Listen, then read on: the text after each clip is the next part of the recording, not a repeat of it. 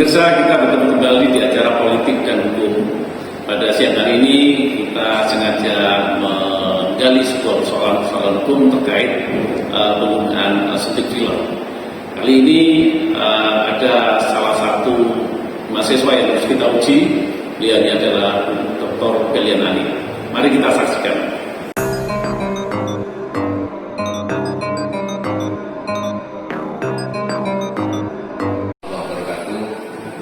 Salam sejahtera untuk kita semua.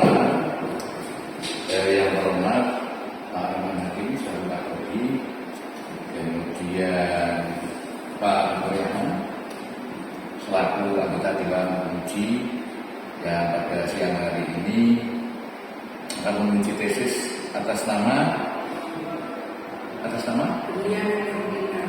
Berlian Ani Erina.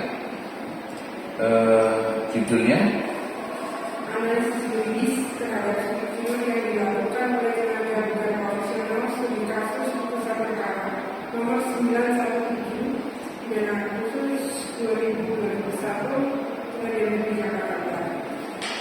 baik, sudah siap untuk diuji Iya, dalam keadaan sehat? sehat. Baik, terima kasih. Silakan dikemukakan latar belakang masalah kenapa mesti harus mengangkat ini, satu.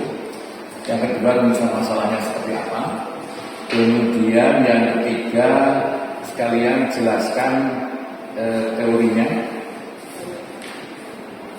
Terakhir, keterkaitannya dengan cara menganalisis dengan teori hukum. Singkat, jelas, padat, silakan. Maka saya mengambil video ini, tesis ini karena banyaknya fenomena kasus estetika yang berkaitan dengan pendidikan ini terjadi. Contohnya kematian pada pasien yang dilakukan oleh tenaga bukan profesional, artinya tenaga yang tidak memiliki izin secara legal sebagai dokter yang benar. Kemudian rumusan masalahnya adalah bagaimana pertimbangan hukum dalam menjatuhkan putusan terhadap terdakwa pada kasus malpraktek bidang estetika dalam putusan perkara nomor 917 pidana khusus 2021 Pengadilan Negeri Jakarta Utara. Yang kedua, bagaimanakah kebijakan hukum pidana terhadap pendidikan film yang dilakukan oleh tenaga bukan profesional agar tidak terjadi lagi di masa yang akan datang. Ini adalah kasus pidana. Kasus pidana di dalam teori hukum ada, yaitu teori tentang teori absolut, kemudian juga ada teori tujuan dan teori gabungan pidana. Untuk pidana khusus, menurut ini bisa dianalisa seperti itu. Saya menggunakan teori tujuan hukum, di mana teori tujuan hukum ini yaitu ada tiga hal menurut teori tujuan hukum ini. Ada tiga hal yang perlu diperhatikan, yaitu tentang teori keadilan hukum, teori kemanfaatan hukum, dan teori kepastian hukum. Tiga hal itu saling berkaitan. Di mana kasus penyuntikan film ini bisa dikaitkan dengan beberapa teori hukum tersebut, yaitu misalnya teori tentang keadilan hukum.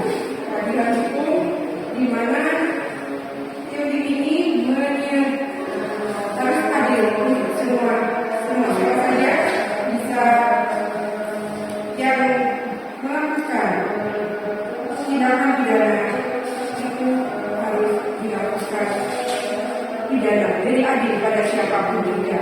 Ya. Kemudian teori kemanfaatan hukum di mana penyidikan film ini sudah merugikan, artinya ada bukan kemanfaatan, tapi ini merugikan dari pihak customer. Jadi bisa dikoreksi.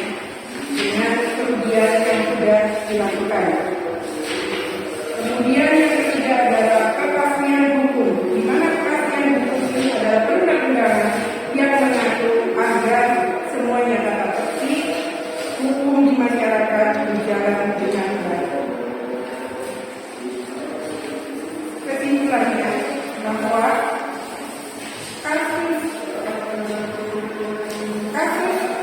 penyelidikan filler yang saya angkat ini keputusannya memang sudah sesuai dengan yang dianalisa berdasarkan teori-teori hukum tersebut. Demikian Pak. Oke, terima kasih. Sudah dijelaskan dari putusan, dari analisisnya, dan benar. Baik, terima kasih. Itu saya ingin sampaikan selamat atas itu yang menjadi tema sentral kenapa tertarik menulis dengan judul diskusi secara suntik film yang dilakukan oleh tenaga dan profesional. Kenapa? Apa parameternya seperti tertarik? Ya, karena saya menulis ini karena banyaknya fenomena dan saya tidak menginginkan kasus tersebut terulang kembali karena ketidaktahuan masyarakat misalnya tentang undang-undang yang berkaitan dengan estetika ini.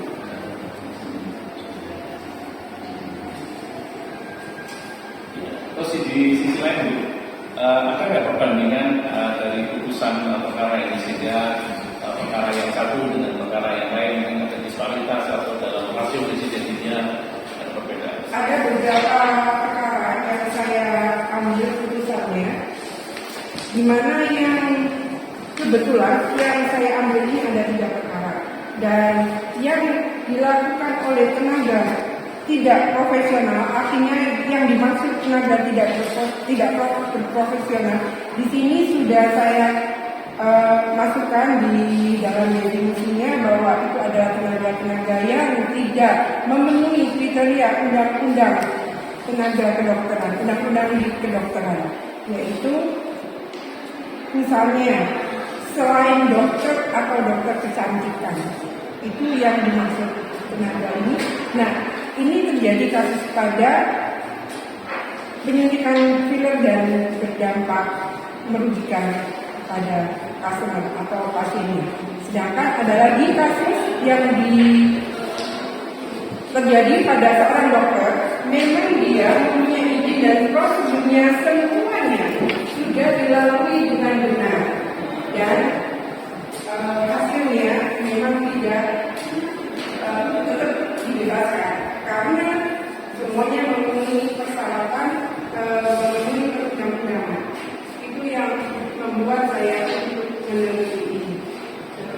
Kemudian terkait judul tadi, ini kan memang menarik dan harus diberikan semacam apa yang bisa ditawarkan terhadap persoalan semacam kalau kita bicara itu temuan novelty-nya kira-kira apa persoalan itu. Dan ke depan itu akan menyampaikan jelasan agar tidak ini. Tentunya dengan penelitian ini akan menambah pengetahuan wawasan terutama di masyarakat bahwa sebenarnya ada undang-undang yang terkait dengan pelayanan estetika yang mungkin tidak diketahui sebelumnya. Dengan penelitian ini sehingga lebih bermanfaat kepada masyarakat. Terima kasih. Dr. Rahman. Selanjutnya, Dr. Yana, silakan. Terima kasih Pak Ketua Komisi. Selamat Bu Dian ya. Bu Dian latar belakang pendidikan latar belakang profesinya. Saya sebagai dokter dan Oke, saya bukan seorang dokter. Saya ingin tanya, suntik filler itu apa? suntik filler. Ya. Penyuntikan dengan menggunakan bisa zat kolagen, bisa hyaluronik acid, bisa silikon, bisa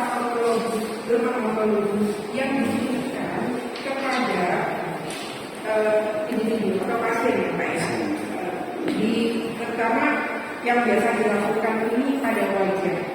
Tapi kalau silikon ada yang melakukan penyuntikan pada payudara juga. Seperti itu dengan tujuan untuk membuat kerutan di wajah itu menghilang. Kemudian garis-garis kerutan juga menjadi sama, akan kelihatan lebih mudah. Jadi yang kalau di masyarakat dikenal dengan suntik silikon itu ya. Untuk kecantikan. Ya, untuk kecantikan. Jadi film itu bisa jadinya bukan silikon, Pak. Bisa hyaluronik sintesis, bisa lemak autologus dari badan sendiri atau dari hewan juga bisa. Kemudian juga silikon itu juga bisa. Oke. Terima kasih penjelasannya. Judul Ibu Berlian ini kan analisis yuridis terhadap suntik film yang dilakukan oleh tenaga kan profesional. Apa yang dimaksud dengan profesional? Ya. Sepengetahuan itu apa profesional? Kan ini bukan profesional. Ya. Jadi saya mengambil dari KBBI, Pak. Profesional itu sebenarnya apa sih, Ilya? Bersangkutan dengan profesi yang membutuhkan kepastian khusus untuk menjalankannya. Selain itu, saya juga mengambil dari literatur lain, yaitu seorang ahli dalam profesinya yang ditandai dengan adanya kepandaian khusus, memiliki sikap disiplin dan kerja keras, ataupun dalam menjalankan sebagai mata pencahariannya. Tenaga profesional membutuhkan pelatihan dan penugasan terhadap suatu pengetahuan secara khusus. Hal tersebut terkait asosiasi profesi, kode etik, dan proses sertifikasi, serta lisensi yang khusus diberikan pada bidang profesi tertentu. Berarti seorang dikatakan profesional itu memiliki suatu profesi. Ya. Profesi itu keahlian. Ya. Pendidikannya lebih ke keterampilan. Nah, seperti ibu itu kan sebelum spesialis apa? Saya dokter umum. Dokter umum. Ya. Nah, kalau sudah dokter umum itu kan melanjutkan belajar lagi untuk ke spesialisasi. Nah, di situ menggambarkan seorang profesional. Nah, saya ingin dijelaskan bagaimana sebagai seorang profesi ya seperti itu dalam melaksanakan tugas dan fungsinya manakala terjadi suatu kesalahan. Nah, profesional itu kan suatu perbuatan, suatu tindakan yang dilakukan secara menurut prosedur dan keahlian. Kan itu tidak ada kesalahan. Nah, kalau ada kesalahan berarti tidak profesional. Seperti judul itu ini kan bukan profesional. Nah, kalau menemukan case seperti ini, kira-kira aspeknya itu aspek hukum apa? Apakah pidana, apakah perdata? Coba silakan. Sepengetahuannya Bu Berlian ya. Pidana. Selain pidana, ada aspek hukum yang lain? Pidana saja. Baik, saya luruskan ya. Jadi sebagai seorang pengemban profesi itu ada 3 aspek hukum yang dihadapi. Yang pertama ada disiplin. Ya, disiplin artinya penyelesaian nanti sanksinya dari induk organisasinya. Ya kan? Mungkin ditegur dan sebagainya. Yang kedua adalah etika moral. Etika moral itu berkaitan dengan keprofesional seseorang profesi. Berarti menghadapi sebuah etika, ada kode etik. Di dalam lembaga ID pun juga ada dewan etik, kan itu ya. Di samping itu ada yang dihadapi adalah hukum yang bersifat positif. Apa? Hukum pidana kalau ada pelanggaran. Contoh kasusnya Ferdi Sambo itu kan juga melakukan suatu kesalahan etika. Etika itu berkaitan dengan moral, sikap moral seseorang pengemban profesi. Nah, di sini harus dia menghadapi etika, ada dewan etik. Akhirnya dalam persidangan majelis kehormatan etik kan diberhentikan tidak dengan hormat. Nah, itu yang etika. Kemudian yang pidana itu berhadapan dengan hukum yang dilanggar. Nah, sekarang seperti Verdi Sambo kan dihukum. Nah, hukumannya apa? Hukuman mati ya. Nah, hukuman mati. Nah, di sini Bu, jadi tidak sebatas pidana saja. Ada 3 aspek hukum yang dihadapi sebagai seorang ibu mengemban profesi kedokteran, profesi hukum. Nah, ini ya, jadi ibu tadi hanya pidana masih kurang. Iya. Ya, itu ya. Jadi gambaran ibu mengemban profesi sebagai seorang profesi kedokteran. Kalau terjadi kekeliruan, terjadi kesalahan, maka ada 3 aspek hukum yang dihadapi. Oke, sekarang satu lagi.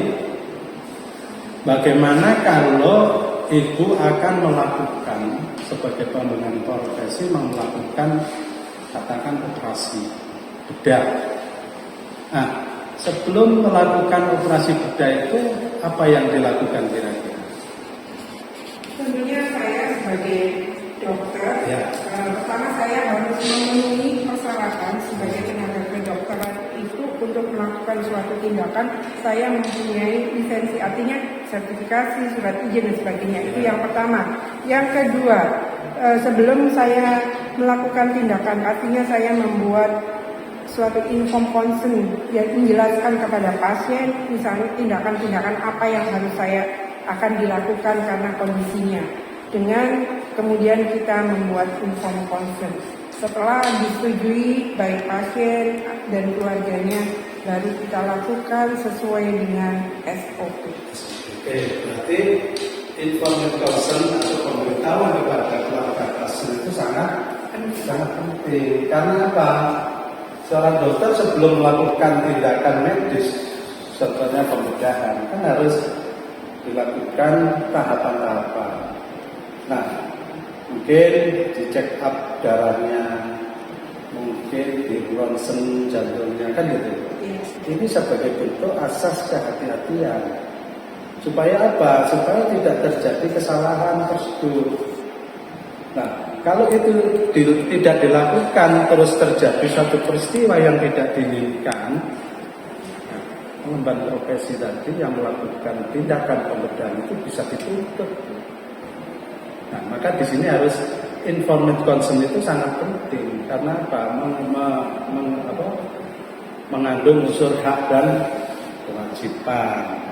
Nah, kalau hak dan kewajiban itu salah satu pihak tidak melaksanakan, ada namanya konflik norma, konflik hukum. Nah, konflik norma itu implikasi hukumnya bisa pidana, bisa perdata. Jadi seorang pengemban profesi itu berat sebenarnya dalam melakukan pelayanan kepada pengguna jasa masyarakat. Pasien itu kan pengguna jasa. Nah, ini tidak boleh ada kesalahan. Jadi pengemban etika profesi tadi tidak sekedar pidana, tapi ada 3 aspek hukum. Bisa dipahami Bu ya? Saya menambahkan aja, meluruskan supaya Ibu nanti setelah lulus menyandang gelar medis dan hukum kok masih belum memahami.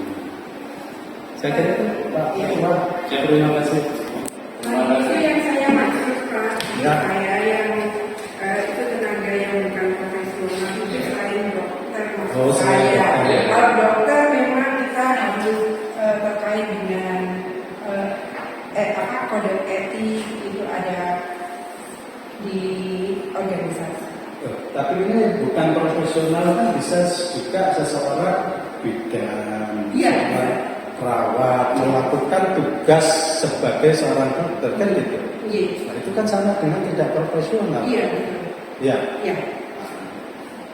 Terima kasih. Dr. Yahman. Pikiran saya pertanyaan ya. Analisis yuridis terhadap sumber yang dilakukan oleh tenaga medis termasuk bukan profesional dan biasanya tidak termasuk bukan profesional. Ini menyambung dari apa yang disampaikan Dr. Yahman. Apa yang dimaksud dengan profesional? Saya tadi sampaikan Jadi masing-masing sudah saya sampaikan di sini bahwa tenaga yang bukan profesional menurut KBBI dan kemudian ada 100 juga yang saya angkat di sini. Jadi menurut KBBI bahwa profesional bersangkutan dengan profesi yang membutuhkan kepandaian khusus untuk menjalankannya. Kemudian ada literatur yang mengatakan di sini seorang ahli dalam profesinya yaitu ditandai dengan adanya kepandaian khusus, memiliki sifat disiplin kerja keras serta tekun dalam menjalankan sebagai mata pencaharian. Ya, dilakukan Perawat yang sudah menempuh itu bisa jadi profesional. Karena ini berkaitan dengan tindakan silat. Silat ini yang diperbolehkan di depan sudah saya jelaskan adalah dokter atau dokter spesialis kulit. Dokter pun dokter yang memiliki keahlian dengan pelatihan sesuai dengan tindakan tersebut. Artinya bahwa perawat atau mungkin tenaga medis non dokter, meskipun dia mendapatkan satu pelatihan, sudah mendapatkan pelatihan itu tidak bisa melakukan ini ya? Tidak, karena yang dibutuhkan ini adalah dokter atau dokter spesialis dokter pun dokter yang memiliki pelatihan. Keterkaitannya dengan penyuntikannya itu sendiri atau dari profesionalitas dokter itu sendiri. Di satu sisi dokter, saya bicara agak berbeda. Di satu sisi yang melakukan injeksi adalah dokter. Selain dokter tidak bisa melakukan. Iya, dan kasus yang saya angkat sebenarnya itu Pak. Mungkin konteksnya berbeda. Anda itu seorang dokter tapi tidak melakukan secara profesional. Mungkin yang dimaksud begitu. Ya. Jadi ini konteks yang dibicarakan berarti berbeda. Jadi yang artinya tidak profesional dalam prosedurnya. Ya. Itu pastinya berbeda analisisnya Pak. Menyambung dari dokter yang Pak Yaman berkaitan dengan tanggung jawab hukum. Tanggung jawab hukum. Saudara tadi menjawab apa seandainya terjadi sengketa medis di dalam penanganan hukum. Sengketa medis. Ya, jawabannya apa? Ini maksudnya Hukum pidana kah? Ya. Tadi kalau memang ini kan kasus pidana yang dibicarakan ini adalah kasus pidana. Jadi tidak hukum pidana. Pidana ya? Ya, kalau misalnya itu tadi dokter yang melakukan, memang ada seperti yang Bapak sampaikan tadi ada beberapa hal yang berkaitan dengan misalnya tadi etika. Ya, ini yang dimaksudkan bukan profesional. Jadi kalau memang dokter berarti sudah dianggap profesional ya, yang sudah mendapatkan pelatihan. Ya, ada dokter spesialis.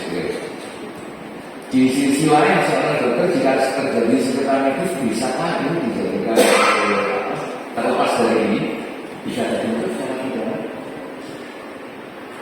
Dokter melakukan sengketa medis, tentunya nanti akan apabila melakukan tindakan yang merugikan klien atau pasien pasti bisa dituntut.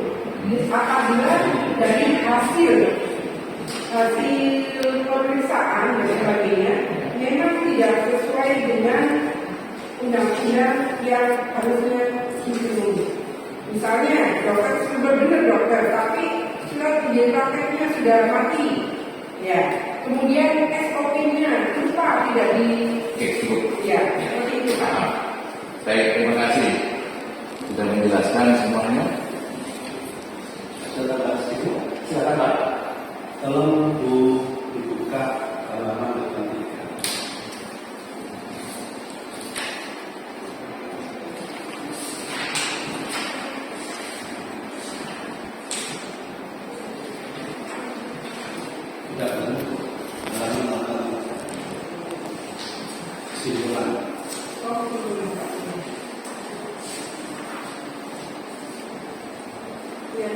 Kesimpulan ini hanya satu. Padahal di rumusan masalah ada dua. Kalau ada dua rumusan Jadi kesimpulan kesimpulan yang pertama ambil dari bab 2. Kesimpulan yang kedua ambil dari bab 3. Karena rumusan masalahnya kemudian di saran itu ada 3. Di sini ada 1. Rumusan masalah kedua, kesimpulan ada 2. Saran juga ada 2. Dicatat saran. Saran pertama ambil dari bab 2. Saran kedua ambil dari bab 3. Jadi saran ini nanti bisa dibagi menjadi isu ini. Jadi Bisa Pak? Terima kasih. Sedikit tambahan. Jadi Pak, memang menarik sekali beliau menulis dengan kasus putusan perkara ini ya.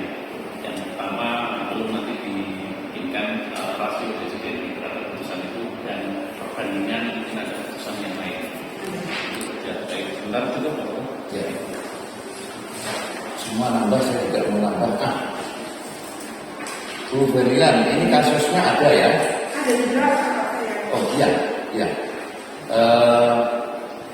Gimana saya ngomongnya? Bukti tentang kasus itu ada ya putusan itu? Sudah ada ya? Lampiran. Ada lampiran. Ini menyambung dari Pak Dr. Yahman, kajian pustaka itu di bab 2. Jadi agak banyak sedikit ya. Jadi disampaikan Dr. Yahman. Kalau mulai dari awal itu jadinya rumusan masalah ada 2. Ya, rumusan masalah 1, rumusan masalah 2. Karena ini di bab 2-nya diisi oleh kajian pustaka, saya mengoreksi dari Dr. Yahman, berarti rumusan masalah 1 itu nanti pembahasannya jadi bab 2. Ya, rumusan masalah 1 dibahas di bab 2, masuk di kesimpulan 1, masuk lagi di saran 1. Nah, berkaitan rumusan masalah 2, masuk di pembahasan bab 3, masuk lagi di saran 2, kesimpulan 2, masuk di saran 2. Jadinya itu lebih gampang. Kesimpulannya terlalu banyak, simpel saja. Kesimpulannya apa gitu, ya? Saran juga gitu, sarannya untuk siapa? Sudah gitu aja. sedikit Pak tadi Ya. supaya matang melihat Enggak, emang penjelasan magister hukum supaya mantap. Rumusan masalah 1 itu menjadi judul bab 2. Iya. Nah, rumusan masalah ketiga, masalah kedua menjadi bab 3. Jadi nyambung bab 3. Ya. Nah, baru nanti dibahas pembahasan. Oke. Dan ini lebih gampang karena kasusnya ada. Tinggal menganalisis dengan teori apa yang digunakan. Teori apa yang